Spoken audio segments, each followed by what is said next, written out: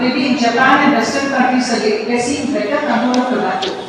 In some countries like Japan, 50% reduction in tobacco usage ಆಗಿದೆ. ನಮ್ಮ ದೇಶದಲ್ಲೂ ಆ level of control ಪಡಿಬೇಕು ಅಂತ we are working very hard. So what I feel is our approach should be more humane approach towards tobacco control may help us more ಅಂತ ಅನ್ಸುತ್ತೆ. What is this humane approach ಅಂದ್ರೆ fear mongering ಮಾಡಬಾರ್ದು, ಪೇಷಂಟ್ಗೆ ಹೆದರಿಸಿ ಮಾಡಬಾರ್ದು. More understanding ಮತ್ತೆ psychological factors ಏನು, ಯಾಕೆ they are not able to grab this, why the tobacco usage is galloping in our country, young people ಯಾಕೆ ಮತ್ತೆ ತುತ್ತಾಗ್ತಾ ಇದ್ದಾರೆ ಅನ್ನೋದಕ್ಕೆ ನಮಗೆ ಪ್ರಶ್ನೆ ಬೇಕು. ನಾವೀಗ ಸರಿಯಾಗಿ ಅರ್ಥ ಮಾಡ್ಕೊಳ್ಬೇಕು. we never be able to get a control. ಇದೇ ತರ ನಾವು ಮಾತಾಡ್ತಿರ್ತೀವಿ, ಮಾಡ್ತಿರ್ತೀವಿ. What I strongly feel is one psychological, one empathy, one understanding. Why is this happening? ಏನಂತ ಅಂತಂದ್ರೆ ವಾಟ್ ಇಸ್ ಸ್ಟ್ರೆಸ್, ಪ್ರೆಷರ್, ವಾಲ್ನರಬಿಲಿಟಿ ಏನು. ನನಗೆ ತಿಳಿದಂಗೆ ವಿಲೇಜ್ ಅಲ್ಲಿ ಹೆಂಗಸರು ಹೊಟ್ಟೆ ಹಸಿರುತ್ತೆ, ಅದನ್ನ ಊಟದಲ್ಲಿ ಪೋಸ್ಟ್ಪೋನ್ ಮಾಡೋಕ್ಕೆ ತಂಬಾಕು ಹಾಕೋದು ಅಭ್ಯಾಸ ಮಾಡ್ಕೊಡ್ತಾರೆ. ಆ್ಯಂಡ್ ಇದು ಪ್ಯೂರ್ ಪ್ರೆಷರ್ ಯಂಗ್ಸ್ಟರ್ಸ್ ಅಲ್ಲಿ. ಯಂಗ್ ಮೇಲ್ಸ್ ಮನೆಗೆ ಒಬ್ಬರು ಸ್ಮೋಕರ್ ಇದ್ರೆ ಸಾಕು, many young males start. In fact 30% of the smokers are young adults, males. ಅದು ತುಂಬ ಜಾಸ್ತಿ ನೋಡ್ತೀವಿ.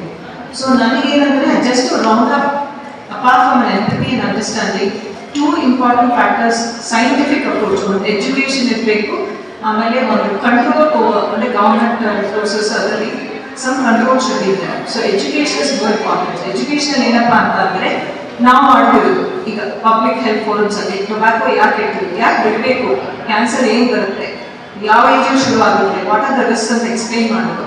And one more thing is education level. What I want is anti-addiction measures now with your help THC level ಅನ್ನು ಶುರು ಮಾಡಿ ಎಲ್ಲ ಕಡೆ ಅಂತ ನಾನು ಆಸೆ ಪಡ್ತೀನಿ.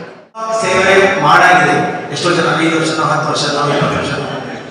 ಆ ತಂಬಾಕು ಸೇವನೆಯಿಂದ ಉಂಟಾಗಂತ ಒಂದು ಕ್ಯಾನ್ಸರ್ ಏನಿದೆ, ಆ ಕ್ಯಾನ್ಸರ್ ಅಲ್ಲಿ ಹಲವಾರು ಸ್ಟೇಜ್ಗಳಿದೆ, 1 2 3 4 ಅಂತ. ಕ್ಯಾನ್ಸರ್ ಬಂದ ಮೇಲೆ ಅಟ್ಲೀಸ್ಟ್ ಅರ್ಲಿ ಸ್ಟೇಜ್ ಅಲ್ಲಿ ಡಯಾಗ್ನೋಸ್ ಆದ್ರೆ ಅದ್ರದ್ದು ಕ್ಯೂರೇಟಿವ್ ಟ್ರೀಟ್ಮೆಂಟ್ ಆಪ್ಷನ್ಸ್ ಜಾಸ್ತಿ ಇರುತ್ತೆ.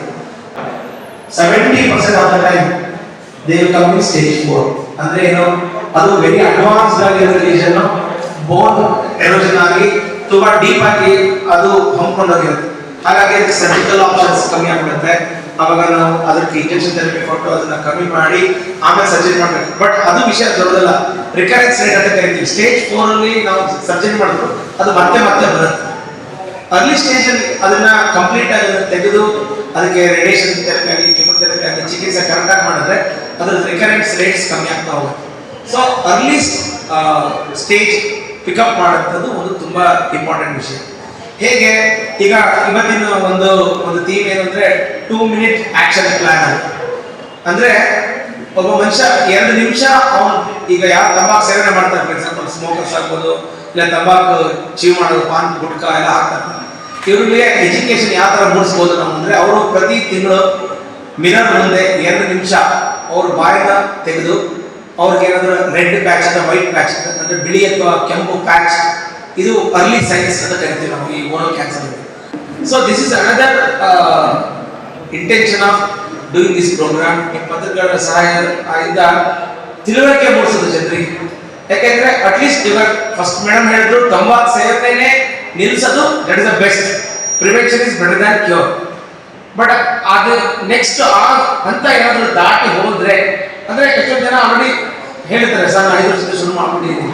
ಅಟ್ಲೀಸ್ಟ್ ಅಂತವರಿಗೆ ಅರ್ಲಿ ಸೈನ್ಸ್ ಈ ತರ ರೆಡ್ ಪ್ಯಾಚ್ ವೈಟ್ ಪ್ಯಾಚ್ ನೋಡಿ ಎಕ್ಸಾಮಿನೇಷನ್ ನೋಡಿಕೊಂಡು ಅಕಸ್ಮಾತ್ ಅಲ್ಲಿ ಯಾರು ವ್ಯತ್ಯಾಸ ಕಂಡು ಬಂದಲ್ಲಿ ಇಮಿಡಿಯೇಟ್ ಆಗಿ ಡಾಕ್ಟರ್ನ ಕಂಡು ಬಂದ್ರೆ, so we are going to do something called screening.